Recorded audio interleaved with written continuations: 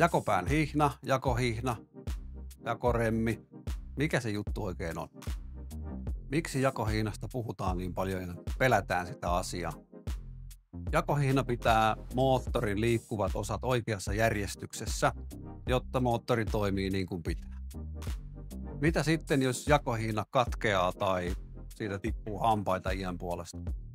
Jos se jakohihna katkeaa, siitä tulee aika iso remontti ja sen takia siitä puhutaan niin paljon ja siitä on tullut sellainen mörkö. Jakohihnan vaihtovälille on tehdas antanut ohjeen.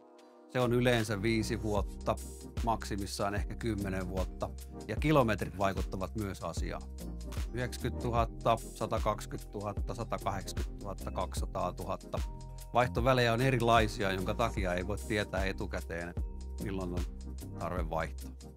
Jos mietityttää, milloin jakohihnan vaihtotarve on sinun autosi kohdalla, tule kysymään meiltä. Lähimmän autoasiliikkeen löydät autoasi.fi.